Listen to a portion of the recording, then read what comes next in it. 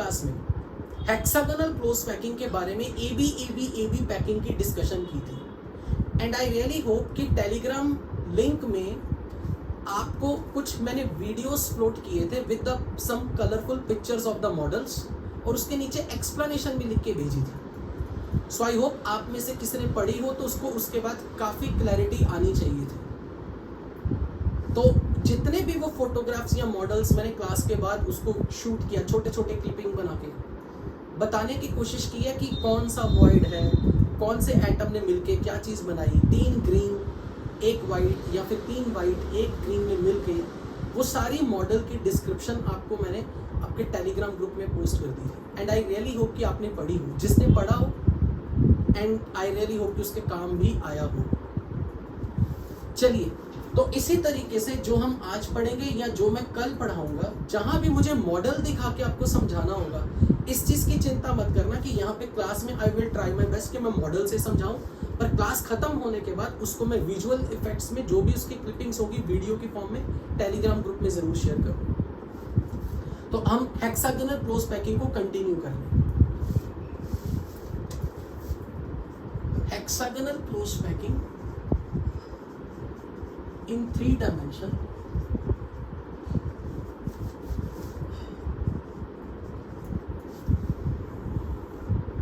और कल हमने कुछ ऐसे ड्राइंग देख ली थी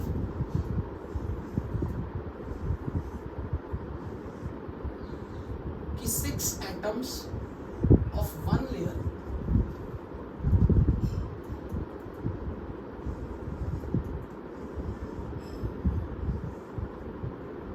atoms of B layer and again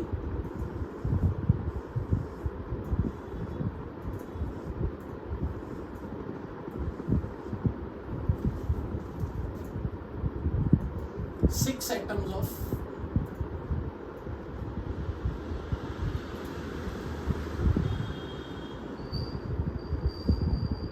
A layer।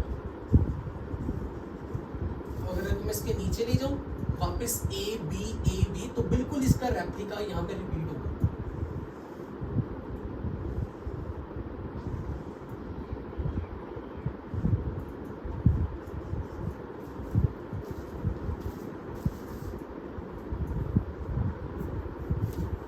अगर मैं अब यहां पे इस पूरी ड्राइंग को एक नए तरीके से दिखा रहा हूं, है वो इसी की रेप्लिका, इसी की कॉपी, इसी का प्रेजेंटेशन है। तो लेट्स से मैं इस ए लेयर के एटम को 1 2 3 4 5 6, इनफैक्ट मुझे यहाँ पे गलती हुई, 6 एटम ऐसे थे।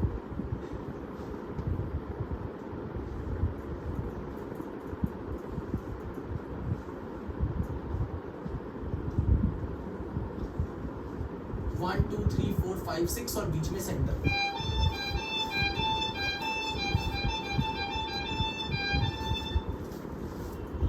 आगे चलो भैया जल्दी।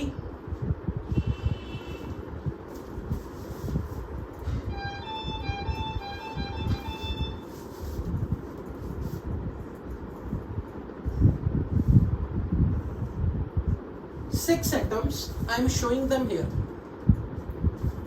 1 2 3 4 5 6 और बीच में एक सेंटर पे ही एटम।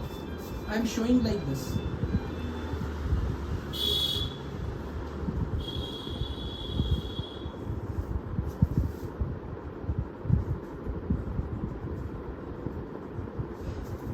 तो मैंने इन 6 एटम्स को ये दिखाया, यहां पे कोई भी 2 एटम टच कर रहे हैं, कोई भी 2 एटम इसमें आपस में टच कर रहे हैं, तो इस पूरे हेक्सागन की हर साइड ये 2r है, एवरी साइड इज 2r। और अगर मैं यहां डायगोनल में देखूं, यहां डायगोनल में ये टोटल डिस्टेंस फर्स्ट एटम की सेकंड से, सेकंड की थर्ड से, ये भी टच कर रहे हैं आपस में, ये डिस्टेंस भी 2r, ये डिस्टेंस भी 2r।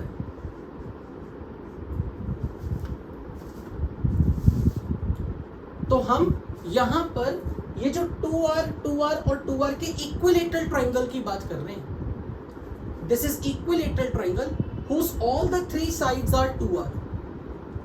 This is equilateral triangle whose all the sides are 2r. Right? Now, अब मैं इसके ऊपर ये 3 एटम रखने लगा हूं, 3 एटम, और इसके ऊपर ये वापस से same sheet repeat like this.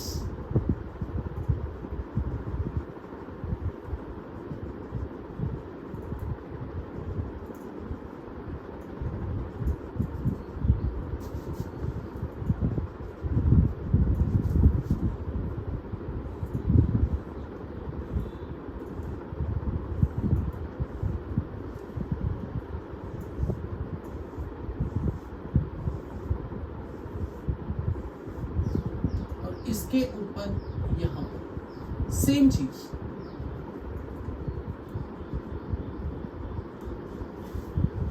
This is one sheet of hexagon, this is another sheet of hexagon.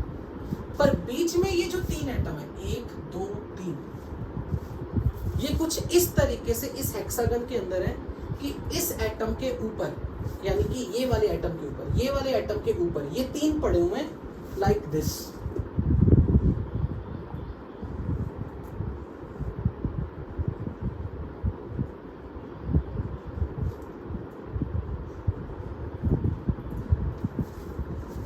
ये 3 एटम ये इस एटम के एग्जैक्ट ऊपर है.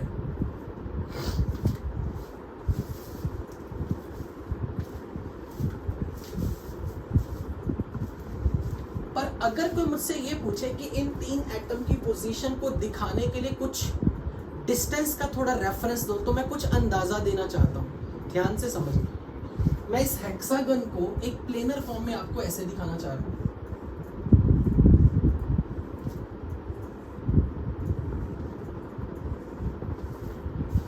ये 6 इक्विलेटरल ट्रायंगल यहाँ पे 1 2 3 4 5 6. तो यहाँ पर ऑल्टरनेटिव ट्रायंगल, ये ट्रायंगल ये छोड़ दो, ये ट्रायंगल ये छोड़ दो, ये triangle.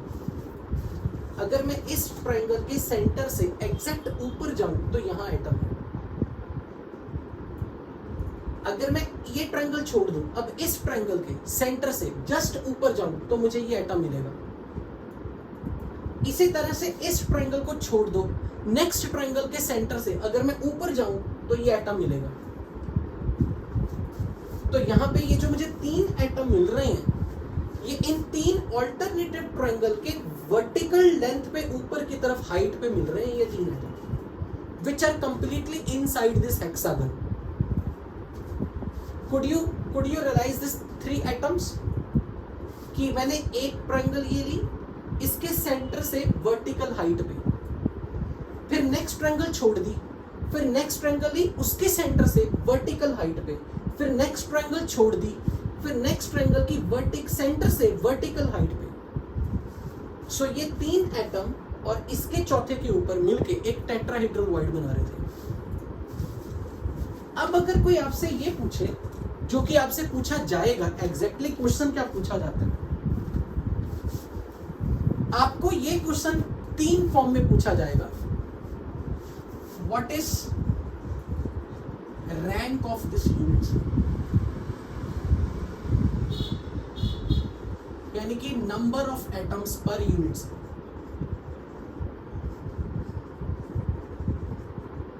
This is one question. Number 2, second question क्या पूछा जाएगा, what is volume of hexagon in 3 dimension.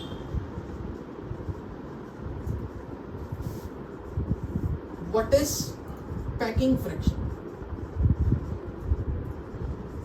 of this unit cell?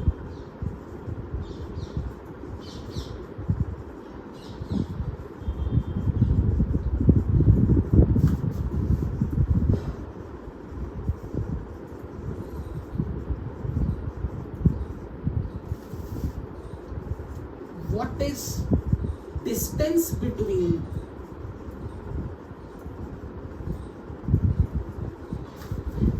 adjacent layers?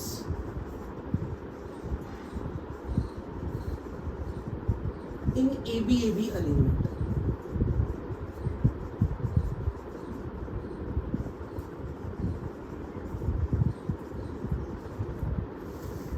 Number 5, density of this unit cell.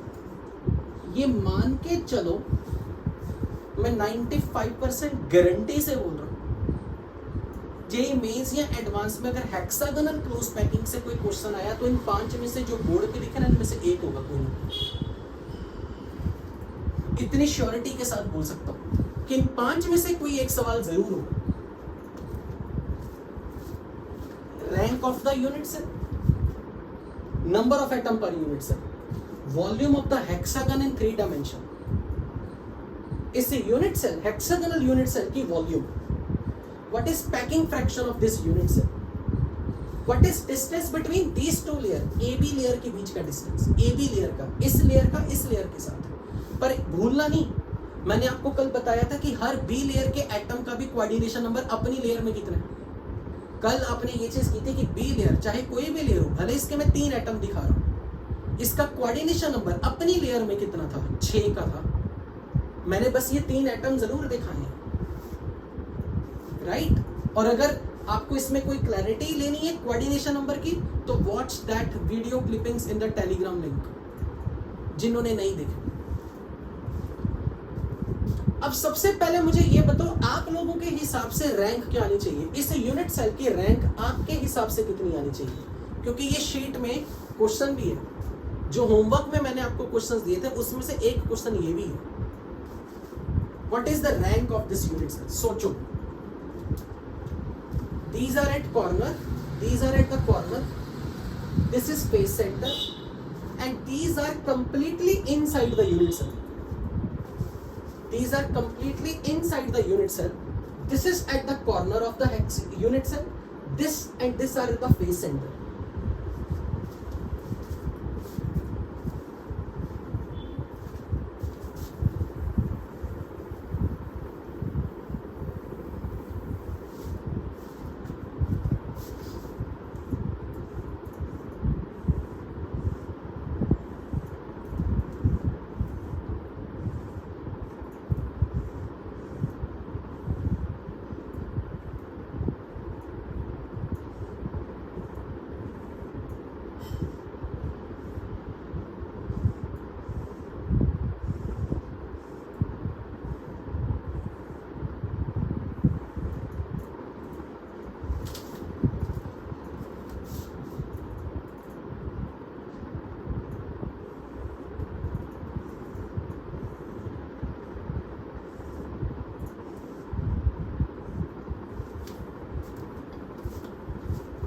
सार्थक is saying 9,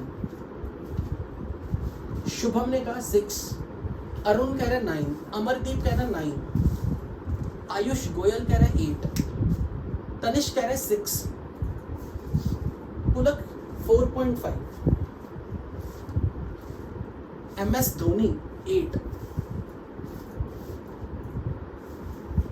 Priyanshu saying 9, Pranav saying 6,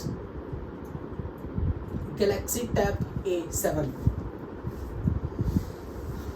Correct answer is 6. 6 atoms per unit. अच्छा, मुझे एक चीज ये बताओ, ध्यान से समझ के बताना। यहां पर ये जो कॉर्नर था, ये जो कॉर्नर वाला एटम था, ये कितने क्यूब्स का कॉमन कॉर्नर था? ये जो कॉर्नर था, ये 8 क्यूब्स का कॉमन कॉर्नर था, राइट? अच्छा, अब आप ध्यान से देखना, मैं कुछ ना फेस दिखाने वाला हूँ, फेस दिखाने वाला हूँ, उनको मैं शेडेड करूंगा, शेडेड। तो आपने देखना क्या वो फेस आपको दिख रहे हैं? ये देखना, ये वाला face, could you see this face?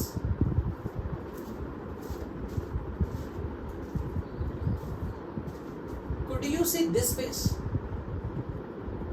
इसके पीछे this face, this face.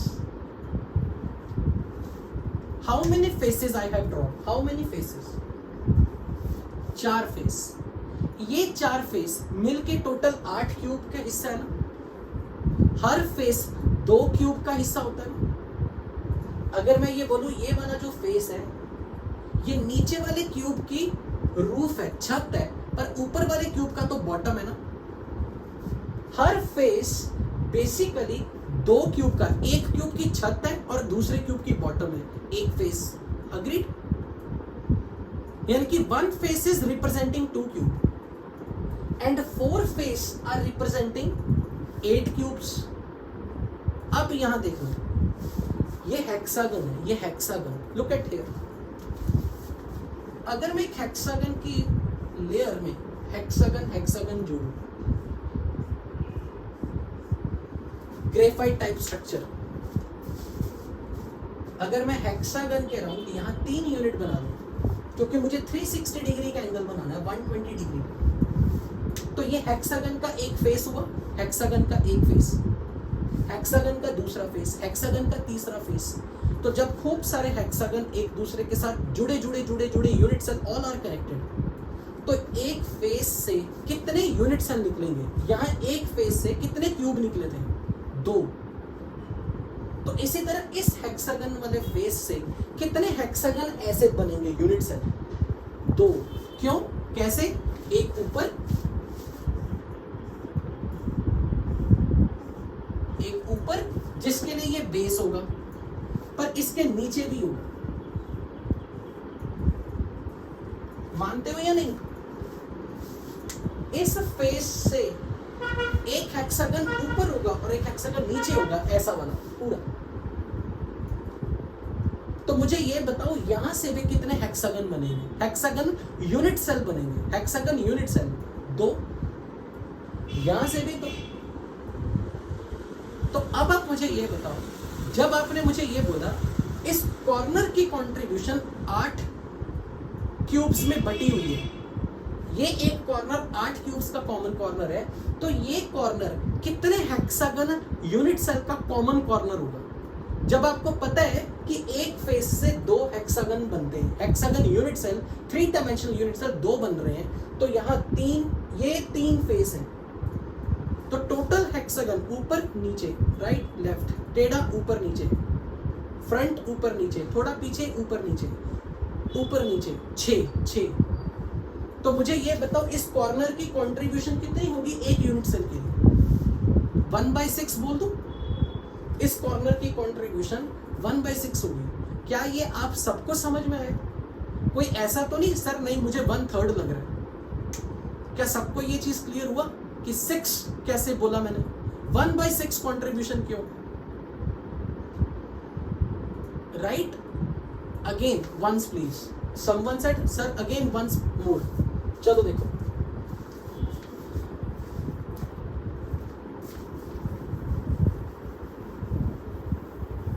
मैंने सिर्फ इतनी चीज बोली, अगर मुझे 3 डायमेंशन में ऐसे यूनिट सेल पे यूनिट सेल साथ साथ जोड़ के बनाने, तो ये ऐसे यूनिट सेल बनेंगे, 1 2 3।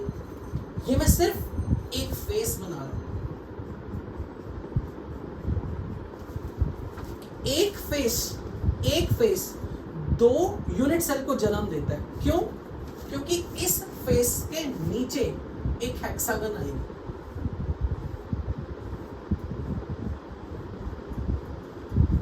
तो इसी फेस का, इस हेक्सागन का तो ये टॉप सरफेस रूफ बन गया, पर जो हेक्सागन इसके ऊपर होगी,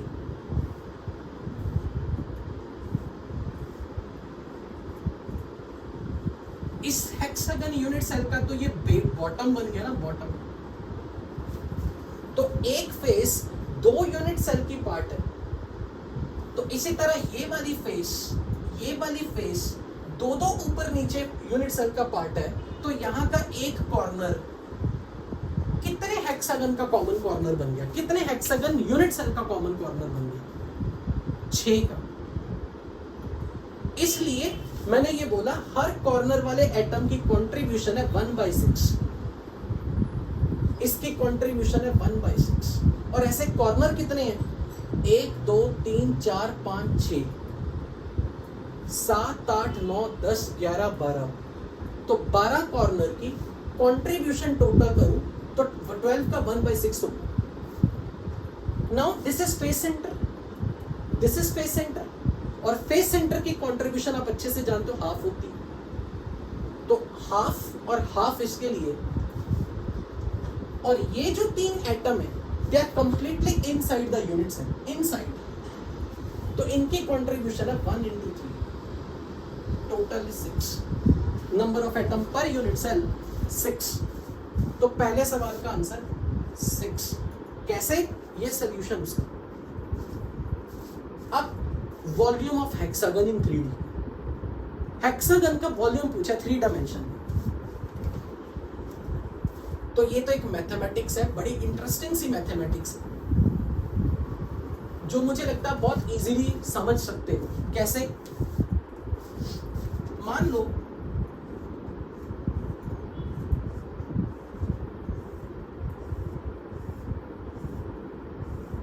इस हेक्सागन का मुझे वॉल्यूम निकालना है, तो मैं मैथ्स ये लगाऊंगा, बेस का area multiply by this height c. Base का area multiply by this height should be the volume of hexagon. Area of base into height of hexagon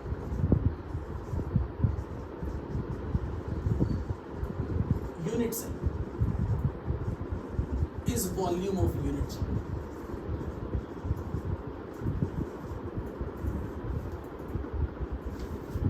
क्या मैं ये बोल सकता हूं ये जो बेस का एरिया है ये 6 इक्विलेटरल ट्रायंगल्स का एरिया, 6 इक्विलेटरल ट्रायंगल्स का टोटल एरिया बेस का एरिया? क्या ये मानते? This is area of 1 triangle. अगर मैं नाम रख लूं O A B और ऐसे 6 इक्विलेटरल ट्रायंगल, तो यहां पर एरिया ऑफ बेस आ गया 6 times area of triangle ABC, ABO। This point is OBA into height of hexagon is C। Area of equilateral triangle को मैं लिख रहा हूं 6 टाइम्स √3/4 साइड ऑफ ट्रायंगल का स्क्वायर इंटू सी। ट्रायंगल की साइड, ये जो AB है इसकी वैल्यू, इसकी लेंथ कितनी है? ये दोनों एटम टच कर रहे हैं, दिस इज 2r। तो ये बन जाएगा मेरे पास 6 इंटू √3/4 2r का square into height of the hexagon is C। तो ये r से r 6 √3r square into C। अब मुझे C ढूंढना, height. How to find this height?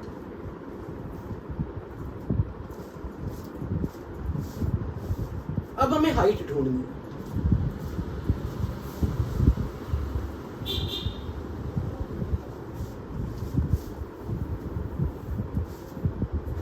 अगर मुझे हाइट की बात करनी हो तो मैं एक सिंपल सी मैथ्स ये लगा रहा हूं, जितना इस एटम के सेंटर से ये डिस्टेंस है, ये पूरी हाइट है, ये पूरी हाइट है।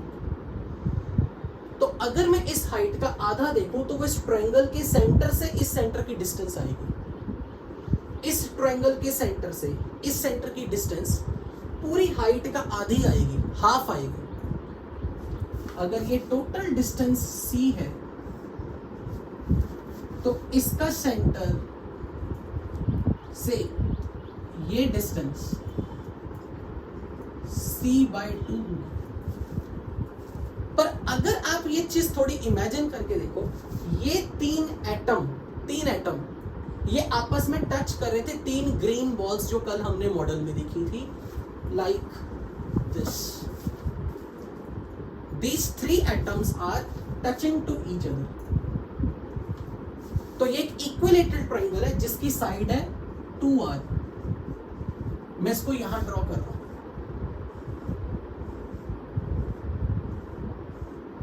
इसकी साइड है 2r।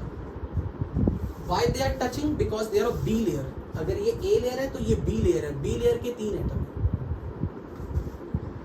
इस ट्रायंगल का सेंटर, इस ट्रायंगल के सेंटर से जितना डिस्टेंस ये है उतना ही डिस्टेंस इसका होगा, मानते हो या नहीं? जितना इस ट्रायंगल के सेंटर से इसका डिस्टेंस है, बराबर डिस्टेंस इस ट्रायंगल के सेंटर से इसका है। और क्योंकि ये 3 एटम है, 3, और इसके ऊपर ये चौथा एटम दूसरी लेयर का है, तो इन 4 ने मिलकर टेट्राहेड्रल वॉइड बनाया। क्योंकि बी लेयर के 3 एटम और टॉप लेयर का एटम मिलके एक टेट्राहेड्रल वॉइड बनाते हैं, राइट? कि ये जो बी लेयर के जो 3 एटम है, और ये हाइट, ये वाला एटम, ये इन तीनों के ऊपर जब गिरेगा, परपेंडिकुलरली गिरेगा,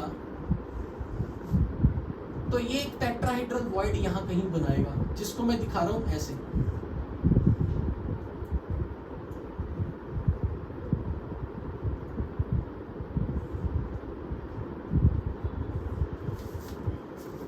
यानी कि मैं ये दिखाना चाह रहा हूं, ये एटम जब इन तीनों के इस सेंटर वाली हाइट पे परपेंडिकुलरली गिरेगा, यहां कहीं टेट्राहेड्रल ज्योमेट्री बनेगी। यहां के जो 3 एटम है, ये 3 एटम है, ये और ये चौथा एटम, ये तीनों एक दूसरे को तो टच कर रहे हैं, पर डोंट फॉरगेट ये भी सबको टच कर रहे हैं। क्योंकि जब इन 3 के ऊपर व्हाइट बॉल आएगी, व्हाइट का सेंटर वाला बॉल जब इस पे आएगा, तो इस तीनों ग्रीन को ये पीछे वाला व्हाइट टच करेगा। तो मैं ये मान रहा हूं कि ये व्हाइट बॉल है और ये 3 ग्रीन बॉल है। 3 ग्रीन बॉल आपस में टच कर रही है, तो ये डिस्टेंस 2r है, ये डिस्टेंस 2r है, ये डिस्टेंस 2r है, ये डिस्टेंस 2r है। हमें कौन सी डिस्टेंस पता करनी है? सेंटर ऑफ ट्रायंगल से हाइट की ये डिस्टेंस। क्या यहां तक आपको समझ में आया कि मुझे कौन सा डिस्टेंस पता करना? ये व्हाइट बॉल और ये 3 ग्रीन बॉल आपस में टच कर रहे हैं, चारों लोग, और चारों लोग जब ये 3 जब चौथे को टच करेंगे, तो मैं इस ट्रायंगल के सेंटर से ये हाइट पता करनी है। तो अब मैं वो कैसे पता करने लगा, वो मैथमेटिक्स बताने लगा।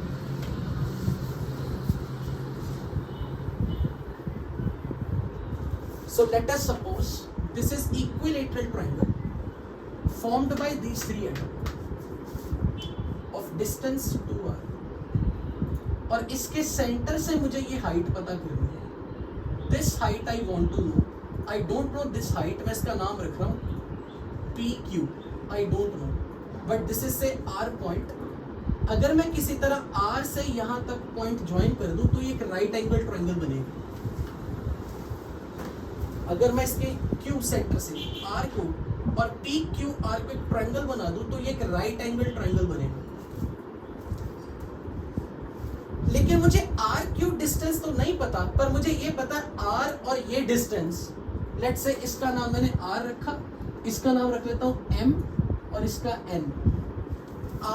RM डिस्टेंस मुझे पता है 2R, MN डिस्टेंस पता है 2R, RN डिस्टेंस है 2R। तो मुझे किसी तरह से ये डिस्टेंस चाहिए। तो क्या मैं ये कह सकता हूं कि NR, RM, MN they are forming equilateral triangle, और ये जो एंगल मैंने बनाया ये 30 डिग्री है, तो यहाँ पे अगर परपेंडिकुलर फेंक दूं, तो ये टोटल डिस्टेंस यहां से लेके यहां तक की हो जाएगी R। मैं इसका नाम R नहीं रखता, कुछ रख लेता हूँ। क्या नाम रखूं? MPS रख लो, ताकि रेडियस से आप कंफ्यूज ना हो। S नाम रख लो। S के साथ ये डिस्टेंस R और ये डिस्टेंस R, और ये अगर एंगल 30 डिग्री है, 30 डिग्री, तो मुझे बता सकते हो SQ कैसे निकालूं? अगर ये R है बेस, तो यहां 30 डिग्री का एंगल रख के SQ डिस्टेंस कैसे मिलेगी? cos 30 लगा दो, तो cos 30 is R upon SQ। I don't know SQ, R is radius of that। तो यहां से मुझे SQ की वैल्यू मिलेगी R upon cos 30 which is √3/2। ये एस क्यू आ गया, बोलो मानते हो या नहीं? एस क्यू तक हमें ये क्लियर है ना, ये डिस्टेंस कैसे निकाला? I hope this is clear to everybody. S Q distance की वैल्यू कैसे मिली? पर एस पी यानी कि ये दो एटम टच कर रहे हैं, ये टेट्राहेड्रल वॉइड के ये 4 कॉर्नर थे टेट्राहेड्रल के, this is touching to this, तो ये डिस्टेंस है 2r। तो अब मैं इस पे पाइथागोरस थ्योरम लगा रहा हूं, पी क्यू की वैल्यू चाहिए मुझे, हाइपोटेन्यूज पता लग गया और ये एक बेस पता लग गया एस क्यू। तो अब आराम से मुझे बता दो कि ये हाइट यहां से यहां तक की हाइट कितनी आएगी? पाइथागोरस थ्योरम लगा के ये वैल्यू कितनी आएगी? कैन आई से QP distance will be SP square minus SQ square का रूट, और ये वैल्यू आ गई 2r का square minus 2r by root 3 का स्क्वायर, और ये वैल्यू आ गई 4r square minus 4r square by 3, 8/3r square का root which is 8/3 root times r। बोलो, शायद इस कैलकुलेशन में मुझे नहीं लगता किसी को डाउट होगा, पर डोंट फॉरगेट ये डिस्टेंस हमने इस कॉर्नर से यहां की हाइट निकाली, ये डिस्टेंस, तो ये नाम c/2 है, ये आधी है c/2, तो मैं इसका नाम रख रहा हूं, this is nothing but c/2 distance. तो फिर टोटल हाइट ऑफ हेक्सागन जो पूरी लेंथ है c, जिसके लिए हमने ये सब किया, तो ये c वैल्यू कितनी आ जाएगी? 2 टाइम्स 8/3 रूट इंटू r। तो ये हाइट आपको पूरी याद रखनी है, डाटा हेक्सागोनल यूनिट सेल की हाइट आपको पूरी याद होनी चाहिए कि 8/3 का square root into 2 into r। तो अब मैंने ये C क्यों निकाली थी, किस पर्पस के लिए निकाली थी? क्योंकि क्वेश्चन था, सेकंड क्वेश्चन, हेक्सागन का वॉल्यूम बताओ और हमें हाइट चाहिए थी हेक्सागन की। तो अब मैं ये वैल्यू यहाँ पुट कर रहा हूँ, 6√3r स्क्वायर इंटू C की वैल्यू 2 इंटू √8 को लिख रहा हूँ 2√2 बाय √3, मैंने 8 के स्क्वायर रूट को लिख दिया 2√2 इंटू r। तो यहां से मुझे वॉल्यूम ऑफ हेक्सागन कितना मिलेगा? ये बन जाएगा 2 to the 4 6 24√2r³ volume of hexagon. I hope यहां तक सबको क्रिस्टल क्लियर होना चाहिए। Volume of hexagon is 24√2r³। अब मुझे ये चीज बताओ, तीसरा सवाल आपका क्या था? मैंने इरेज कर दिया था, तीसरा सवाल आपका जो इरेज हो गया था वो क्या था? Packing fraction. तो अब मैं यहां पर पैकिंग फ्रैक्शन अगर निकालूं,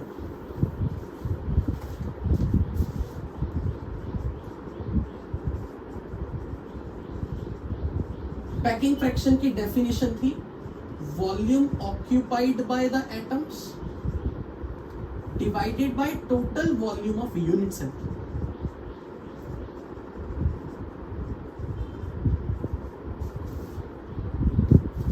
Who is occupying the volume? In this unit cell, who is occupying the volume? Atoms. How many atoms are occupying the volume? 6 atoms. तो 6 atoms, volume occupied by 6 atoms. I can write it as 4/3 pi r³ into 6. And you already have calculated पूरी hexagon का unit cell का 3 dimension का volume, 3 dimensional hexagonal unit cell का volume 24√2r³। Can you tell me this value after solving? Can you tell me decimal के 2 digit तक बता दो ये वैल्यू कितनी आ रही है, डेसिमल के सेकंड प्लेस तक 0.74 means how much percent is packing fraction? 74% space is occupied. So this packing fraction is 74%, जो आपको याद होना चाहिए.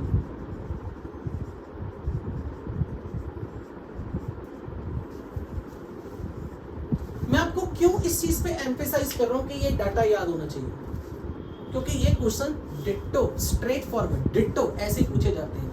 मैं नहीं चाहता कि वहां पर सॉल्व करो, टाइम लगाओ, सीधा वैल्यू को बताओ. सो पैकिंग फ्रैक्शन 74%, हेक्सागन की volume and the most important height of the hexagon. Height of the hexagon is very important to remember. तो अब आप मुझे जल्दी से इस चीज का आंसर दो. What is the distance between the two adjacent layers? What is the distance between the two adjacent layers? Adjacent layer क्या थी?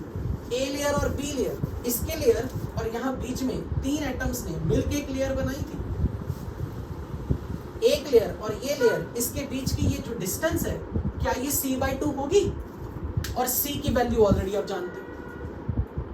तो अगर आपने c याद रखा है तो आपको 2 परपेंडिकुलर, 2 पैरेलल लेयर्स के बीच का डिस्टेंस डेफिनेटली आप कैलकुलेट कर सकते हो.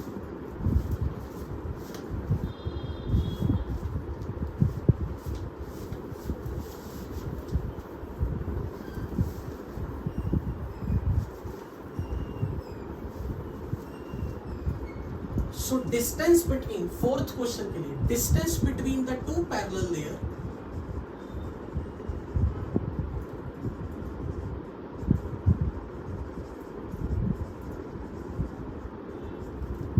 in AV arrangement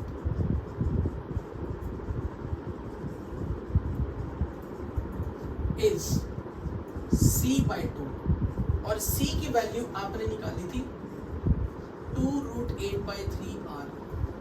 तो इसका अगर हाफ कर दूं, this will be 8/3 square root times r, which is 2√2/3r.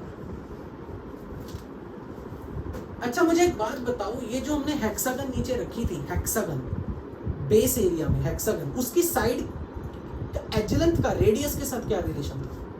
जो हमने नीचे बेस में हेक्सागन बिछाया, उस हेक्सागन की जो एजलेंथ थी ए इज द एजलेंथ, उसका रेडियस के साथ क्या रिलेशन था? a is 2r. तो मैं यहां पर 2r को एजलेंथ पुट करने लगा, तो आपको कुछ हैरानी नहीं होनी चाहिए कि मैं अगर 2 टाइम्स r को एजलेंथ बोल दूं, तो this c/2 distance will be 2/3 का square root times 2 a.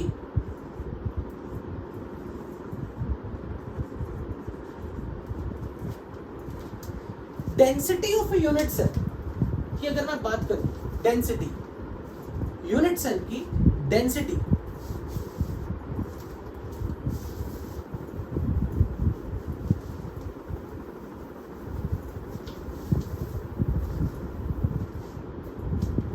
Density of unit cell कैसे निकालते हैं? Mass of unit cell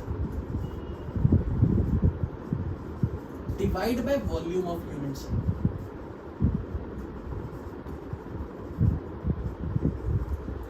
unit cell का मास कितने एटम्स की वजह से? How many atoms are present in one unit cell? 4, 5, 6. या मैं ऐसे बोल दूं, क्या मैं ऐसा बोल सकता हूं 7 बेस पे हैं, 7 टॉप पे हैं, 14, 3 अंदर 17 एटम बोल दूं? क्या मैं ये बोल दूं 17 एटम्स का मास? क्या 17 लिखना सही होगा? नहीं सही ना. क्यों? क्योंकि वो 17 की कंट्रीब्यूशन भी तो काउंट करो, क्योंकि दो 17 are common in many hexagonal unit cell. तो एक यूनिट सेल के लिए उनकी कंट्रीब्यूशन जो हमने रैंक से निकाली थी 6, हमें मास ऑफ 6 एटम्स रखना है. तो 6 एटम्स का mass divide by volume of unit cell, और वॉल्यूम ऑफ यूनिट सेल आपने निकाली थी 24√2r³. यही निकाली थी 24√2r³ if I am right. Volume of unit cell, volume of big 3 dimensional hexagonal unit cell.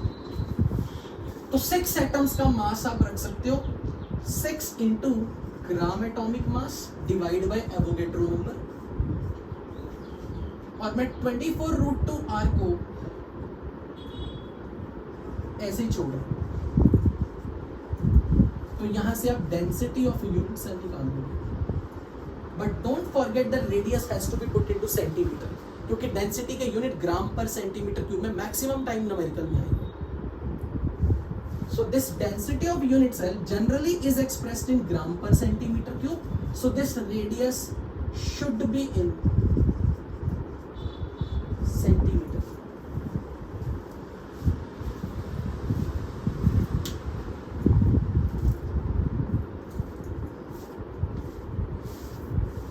अब बहुत सारे बच्चे हैं, अरुण कुमार गुप्ता, हर्षवर्धन, जो कह रहे हैं sir please unmute. Arun Kumar Gupta, Aman कुछ बेचैन हुए पड़े, तो मैं पहले अनम्यूट करने लगा हूं ताकि जिन बच्चों को अभी तक के किसी भी पार्ट में डाउट हो, they can raise the hand and I can entertain their queries.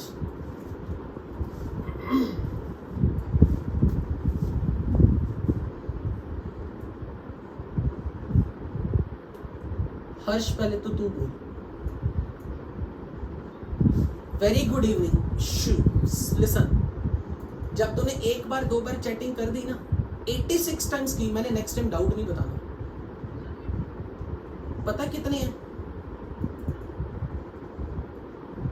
इतना इम्पेशेंट होके मैंने कोई एंटरटेन नहीं कर रहा। मुझे लिटरली स्क्रीन पे ना ये दिख रहा होता है, किसी का नाम फ्लैश हो गया, उसने इतनी लंबी लाइन लिख दी, तो बाय डिफॉल्ट मैं अनम्यूट करूंगा ना, मैं पूछ ही लूंगा। तुझे ये पता ना, क्लास के कई बार क्लास के बाद खत्म होती, मैं कईयों से बात करता रहता हूँ, तो फिर इतना इम्पेशेंट क्यों होना यार? मुझे उससे सिर्फ इस चीज का डर लगता है, क्योंकि जहां पर एक डाउट आ गया ना, वहां पे आप रिस्ट्रिक्ट हो जाते हो, आगे नहीं बढ़ते फिर। चल पूछ अपना डाउट।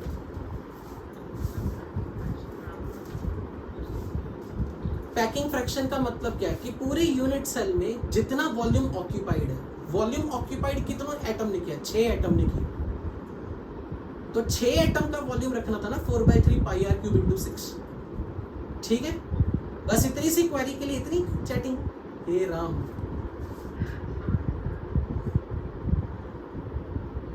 नाउ नेक्स्ट, स्नेहानंद 28 बार, बाप रे बाप। स्नेहानंद, हाँ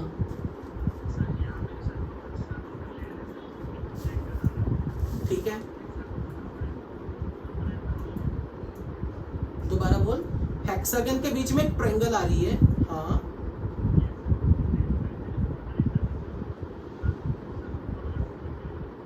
उनको नहीं कर रहा टच। मैंने कब कहा? मैंने ये कब कहा कि ये हेक्सागन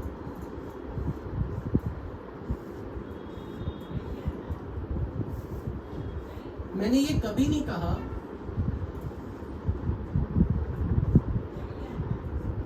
मैंने ये कभी नहीं कहा कि ये टच कर रही दूसरे को।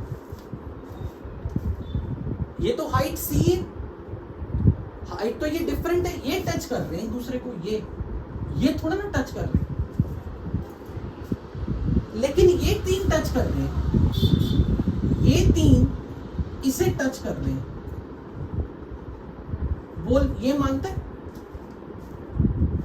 ये टच नहीं कर रहे, मैंने कहीं नहीं यूज किया। मैंने कहीं इस हाइट को, अगर ये दोनों टच कर रहे होते तो हम सी निकालते ही क्यों? हम सीधा ना कह देते 2r। You got your answer? हाँ, 6 कॉर्नर की कंट्रीब्यूशन 1/6 काउंट की थी, इसमें डाउट है? ओके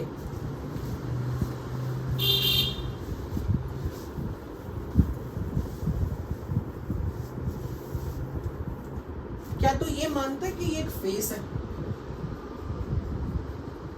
इस एक फेस की कंट्रीब्यूशन एक यूनिट सेल के लिए कितनी होती है? एक फेस की कंट्रीब्यूशन एक यूनिट सेल के लिए, फेस की कंट्रीब्यूशन 2। कंट्रीब्यूशन तो 1 का फ्रैक्शन होती है, 1/2, 1/3, 1/4। क्यों होती है 1/2? हम ऐसा क्यों बोलते हैं 1/2?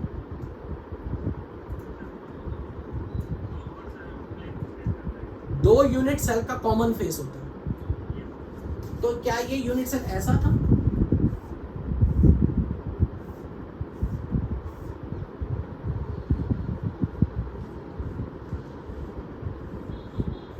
क्या ये एक यूनिट सेल और ये यूनिट सेल, ये फेस कॉमन है?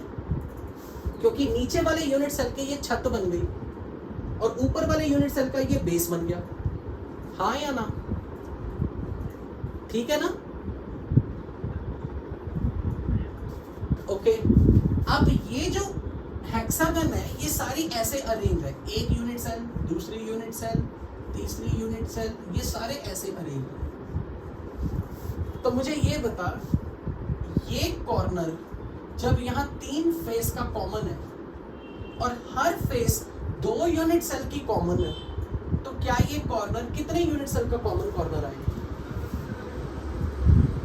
दोबारा देख, पहले ध्यान से सुन। ये एक फेस 2 यूनिट सेल का कॉमन फेस है, तो ये कॉर्नर इस फेस के लिए 2 यूनिट सेल का कॉमन कॉर्नर बन गया। अब ये फेस भी तो ऊपर नीचे 2 यूनिट सेल होंगे, ये भी तो फेस है, ये भी तो 2 यूनिट सेल का कॉमन फेस है, ये भी 2 यूनिट सेल का कॉमन फेस है। तो ये कॉर्नर कितने यूनिट सेल का कॉमन कॉर्नर बन गया? इसलिए बोला कि कॉर्नर की कंट्रीब्यूशन 1/6 है। समझ में आई है ये नहीं? पक्का? Okay, next Arun Kumar Gupta 99। अरुण कुमार जल्दी कर, सब लोग वेट कर रहे हैं। अनम्यूट हो।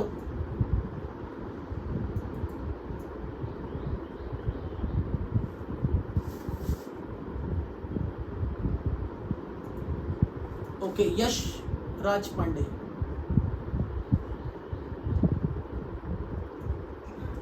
हाँ,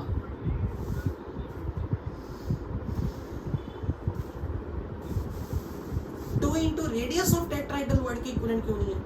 टेट्राहेड्रल वर्ड तो बहुत छोटी होती है, तो ये मानता है कि ये जो यहाँ पर टेट्राहेड्रल वर्ड कुछ बनेगा, यहाँ एक एटम है, यहाँ एक एटम है, ये दोनों टच कर रहे हैं, क्या तू ये कहता है कि रेडियस ऑफ टेट्राहेड्रल वर्ड का डबल कर देंगे तो ये साइड बन जाएगी? ये तो छोटा बड़ा है।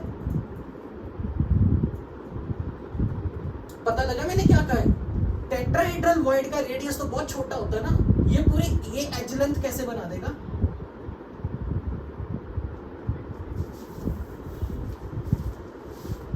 नेक्स्ट अरुण कुमार गुप्ता ने, अच्छा ठीक है, कुछ जल्दी से, लास्ट टाइम अनम्यूट करने को बोल रहा हूं। पहले तो ये बता 99 टाइम्स क्या चैटिंग की है तुमने? क्यों? बस ऐसे ही शौक है? तो इसका मतलब चैटिंग करी जाओ। बहुत बढ़िया।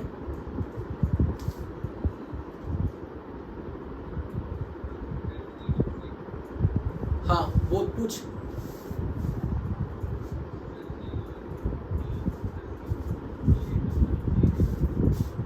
हाँ,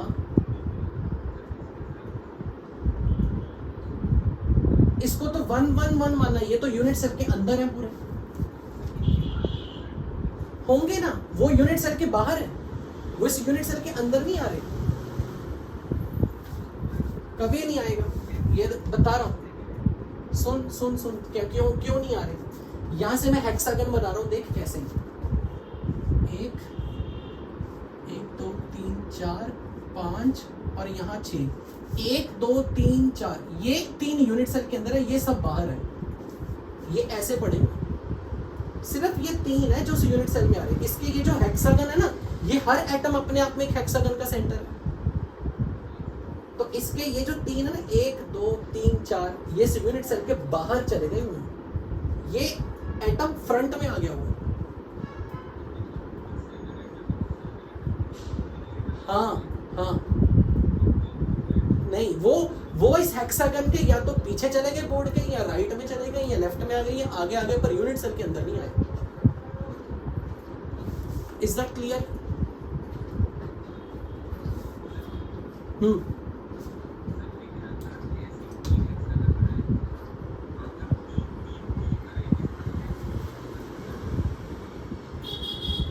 मतलब कैसे कैसे? ये क्यों बोल रहे हैं, ये क्यों बोल रहे हैं? कल ये चीज बोली थी कि ये अगर एक लेयर है तो दूसरी लेयर ऐसे जाती है, स्लाइड थी ये। यहां ये 3 ही है जो इस यूनिट सेल के अंदर आ रही है, ये वाले 3 बस, ये सब बाहर जा चुके हैं। समझ आई इस डायग्राम में?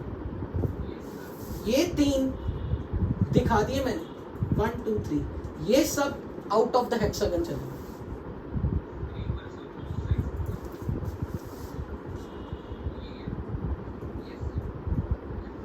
ठीक है, ओके। Now next, Shreyank.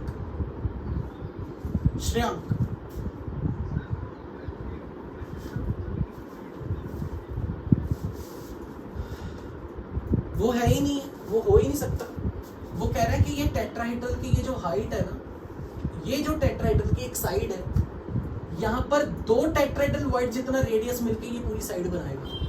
मैं कहूँगा नहीं, अगर ये एटम और इन 4 एटम ने मिलके वॉइड बनाया ना, तो अगर ये वॉइड यहाँ आ रहा है, सपोज ये वॉइड यहाँ है, तो ये वॉइड इन चारों को टच करेगा।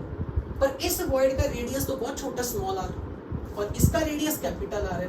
तो अगर ये पूरी डिस्टेंस चेक करनी हो ना, तो वो आर रेडियस ऑफ एटम और वॉइड का रेडियस होगा। वो ये कह रहा है कि वॉइड के रेडियस का डबल कर दो, ये टेट्राहेड्रल की साइड बन जाएगी। क्या तुझे ये सही लग रहा है? वॉइड के रेडियस का डबल करने से क्या ये साइड बनेगी?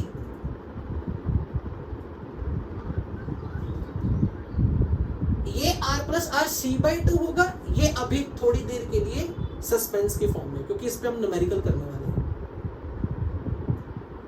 ठीक है, पर ये जरूर है कि अगर इस टेट्राहेड्रल वॉइड का रेडियस स्मॉल आर है, इसका डबल कर दो, तो अभी ये तो बहुत बड़ा बिग रेडियस है उसके मुकाबले में। तो टेट्राहेड्रल की साइड r प्लस आर हो सकती है, एटम का रेडियस प्लस वॉइड का radius. Is that clear? Okay, moving ahead now coming to the face centered cubic close packing in 3 dimension.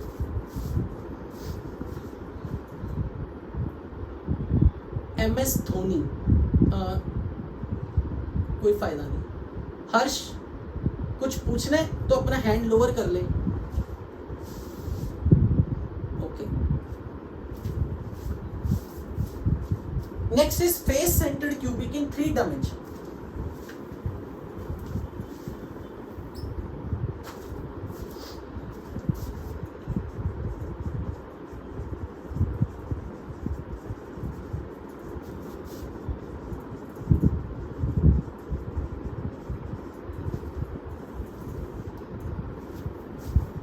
Everyone knows face centered cubic unit cell में atoms कहाँ थे? Atoms are present at the corner and at every face center. Non primitive unit cell थे।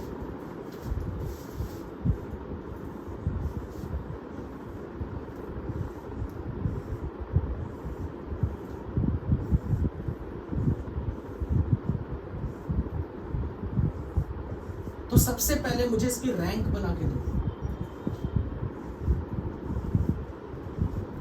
How many number of atom per unit cell? How many number of atoms per unit cell?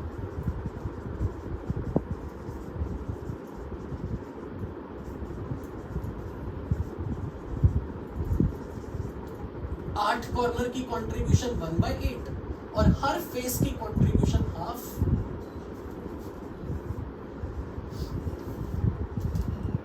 अब यहां से एक चीज check करके दो, 5 तो कभी भी नहीं आएगा। कॉर्नर पे 8 है, तो आठों की कंट्रीब्यूशन 1/8 है और हर फेस सेंटर की कंट्रीब्यूशन हाफ है। तो 6 into half is 3, 3 plus 1 4. Now my question is, ध्यान से समझना भी एक चीज,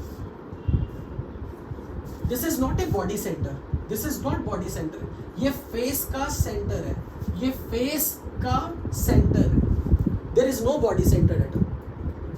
मान लो मैं ये एटम 1 रख रहा हूं, इस एटम को 1 मान रहा हूं, 1, ये 2, ये 3, ये 4, ये 5। तो एक काम करो, 1 से 2 का डिस्टेंस, 1 से 3 का, 1 से 4 का, 1 से 5 का डिस्टेंस बताओ कितना होगा। If this edge length is a,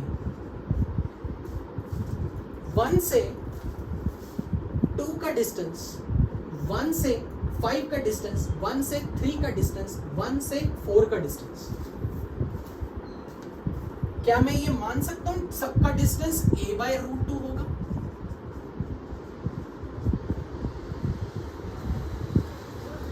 बोलो, इसमें किसी को डाउट तो नहीं होगा कि ये फेस डायगोनल है सर, फेस डायगोनल का आधा डिस्टेंस a/√2 है। अब अगला काम करते हैं, इसी फेस सेंटर के रिस्पेक्ट में, इसी फेस सेंटर के रिस्पेक्ट में एटम नंबर 6, 7, 8 और 9 का डिस्टेंस बताओ कितना होगा। 1 के रिस्पेक्ट में 6, 7, 8 और 9 का डिस्टेंस, ये फेस सेंटर है, ये फेस सेंटर है।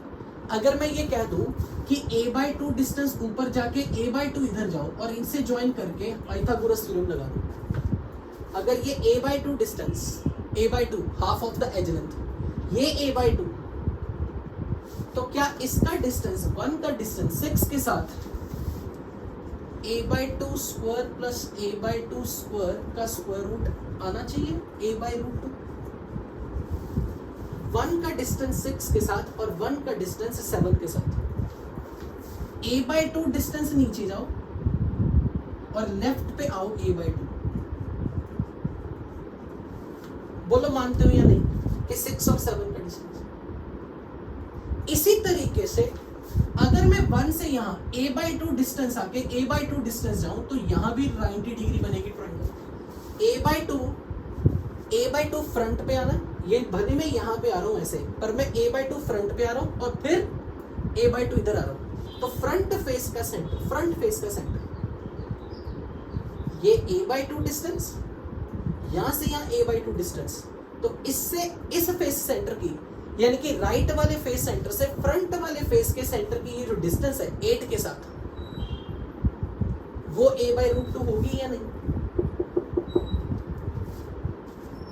दिस इज 8, दिस इज 9, ये फ्रंट फेस का सेंटर और ये बैक फेस का सेंटर, यानी कि मैं ये दिखाना चाह रहा हूं,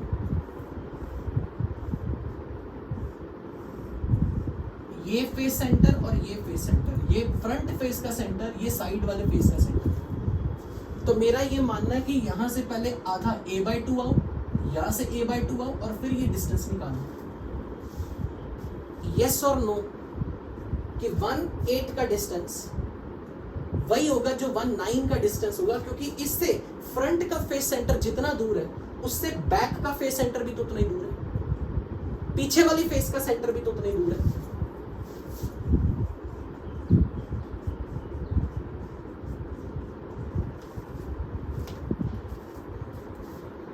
अब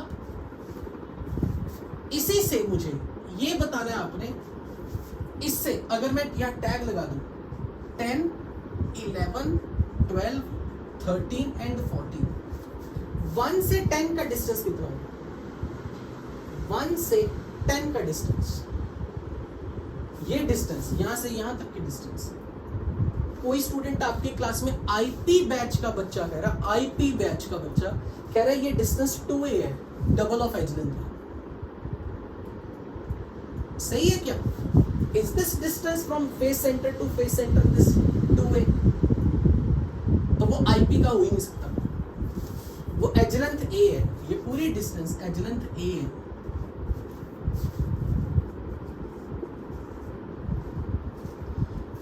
अब मेरा ये सवाल है, इससे इस कॉर्नर का डिस्टेंस कैसे निकलेगा? अगर तू मुझे ये कह दे 1 का डिस्टेंस 11 के साथ, 1 का डिस्टेंस 12 के साथ, 1 का डिस्टेंस 14 के साथ, 1 का डिस्टेंस 13 के साथ,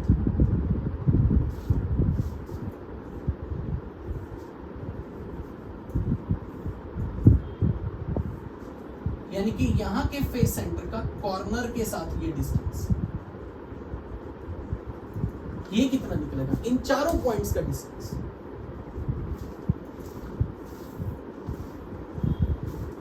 one with 11, 1 with 12, 1 with 13, 1 with 14, 11, 12, 13, 14।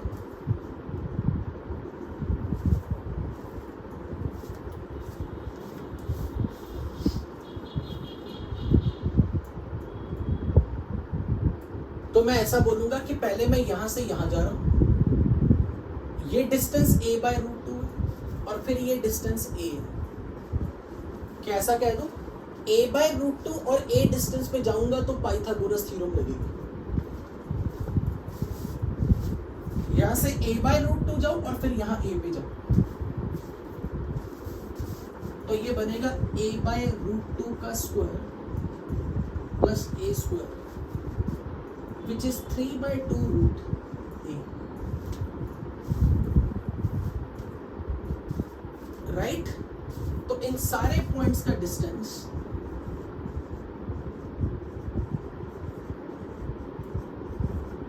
इतना आया, इन चारों का।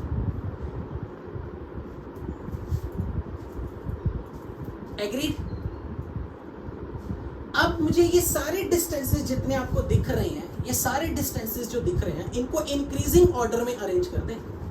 किसी ने कहा कि 1 से 13 का डिस्टेंस अलग आएगा। क्यों? 1 से जो डिस्टेंस 11 का आएगा, 12, 13, 14 का उतना ही तो आएगा। 1 से 13 का डिस्टेंस अलग क्यों आएगा? अच्छा, ऐसे ही बनती है। ओके, अब ये जो डिस्टेंसेस आपके पास आए, a/√2, a/√2, a, √3/2a, इनको इंक्रीजिंग ऑर्डर में अरेंज करना। मेरे ख्याल से a/√2 सबसे छोटा डिस्टेंस है, then a, then 3/√2 a distance. ये 3 ऑर्डर मेरे पास है। तो मैं ये क्लियरली बोल सकता हूं, this is nearest neighbour distance, nearest neighbour distance, this is next nearest neighbour, next to next nearest neighbour. पर मुझे यहीं पे जाके तसल्ली नहीं होगी, मुझे आपको कुछ और भी पूछना। This is nearest neighbour at a distance a/√2, next nearest, next to next nearest neighbour.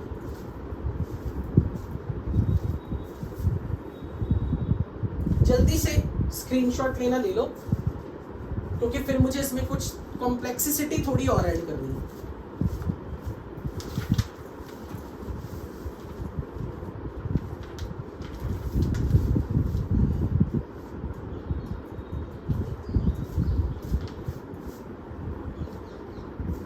Okay,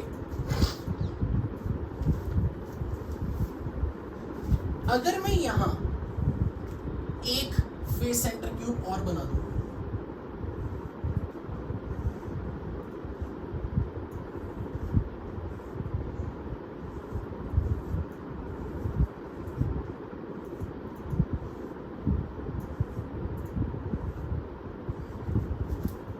तो अब मेरा सवाल आपसे ये है, इस नंबर 1 वाले एटम से कौन सा ऐसा एटम है जो √2a डिस्टेंस पे होगा? नंबर 1 वाले एटम से √2a डिस्टेंस पे कौन सा एटम होगा? नंबर 1 से ये 1, 2, 3, 4, 5 मैं बोल रहा हूं √2 टाइम्स a।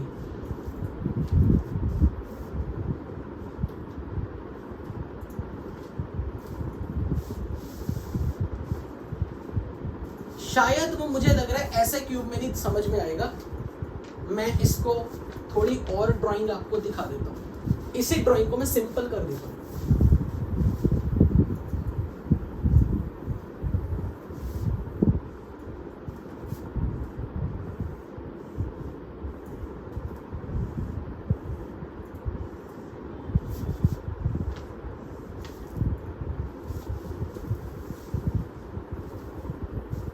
मैं इस क्यूब के ऊपर एक क्यूब ले रहा हूं।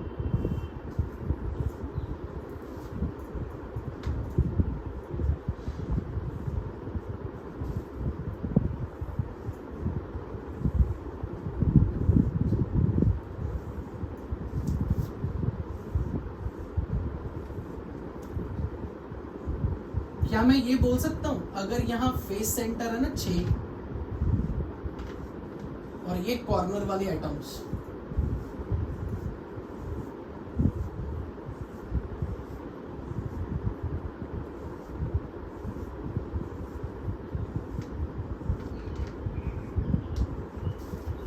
तो प्लीज लिसन केयरफुली। मुझे इतना पता है ए स्क्वायर प्लस ए स्क्वायर का रूट 2a होता है। अगर मैंने आपसे पूछा कि रूट 2a डिस्टेंस पे, तो मुझे पता है ए स्क्वायर प्लस ए स्क्वायर का रूट 2a। तो क्या मैं बोल सकता हूं, अगर मैं इस एटम की रिस्पेक्ट में यहां से इस कॉर्नर से ये कॉर्नर का डिस्टेंस ले लूं, ये डिस्टेंस अगर a है, a और ये डिस्टेंस a है, ये a से ये a, तो इसकी रिस्पेक्ट में ये रूट 2a डिस्टेंस पे है। सिमिलरली मुझे बताओ, अगर मैं यहां से जाऊं ये a डिस्टेंस,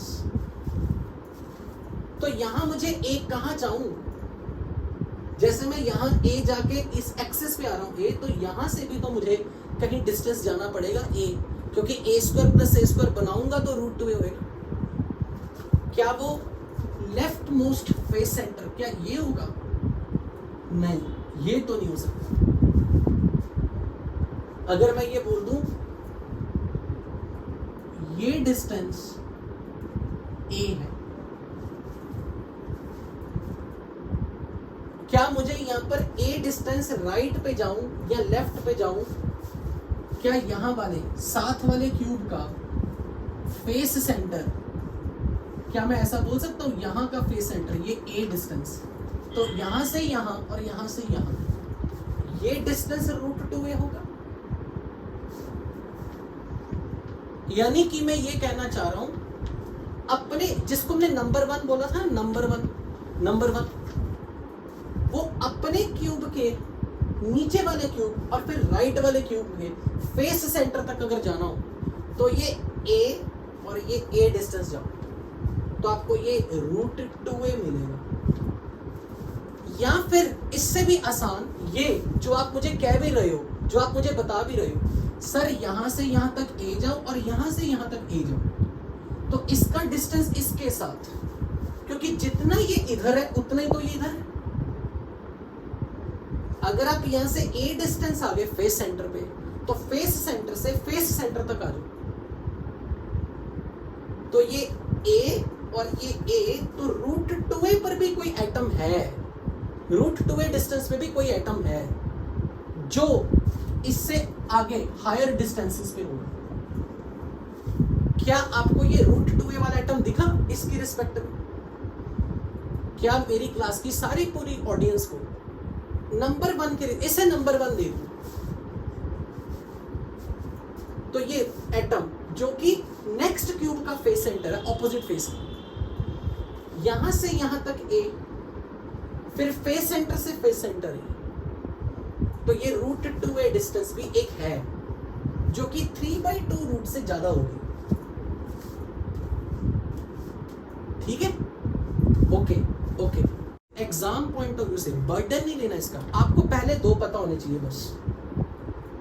अगर आपको ये पहले 2 पता है, यू आर वेरी सेफ। अगर किसी को ये सुन के घबराहट आ गई या दिल बैठ गया, तो घबराना नहीं है, ये सिर्फ आपकी इमेजिनेशन को विजुअलाइजेशन को बढ़ाने के लिए किया जा रहा है।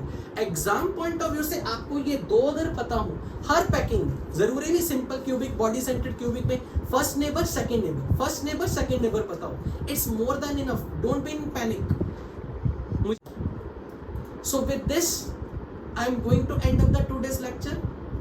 After the class my next class will be finishing by 7:30 के बाद आप लोग अपने डाउट्स के लिए मुझे कॉल कर सकते हो, व्हाट्सएप या चैटिंग कुछ भी कर सकते हो। Thank you so much. Homework आपको ग्रुप में पोस्ट हो जाएगा आज शाम तक, और कल वाली एक्स्ट्रा क्लास का टाइम भी मिल जाएगा।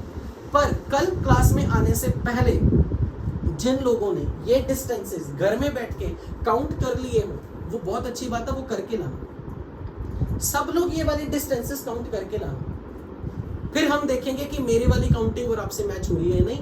ID for the class will be going to be remain same, there will be no any different ID. ठीक है, thank you so much, enjoy your day.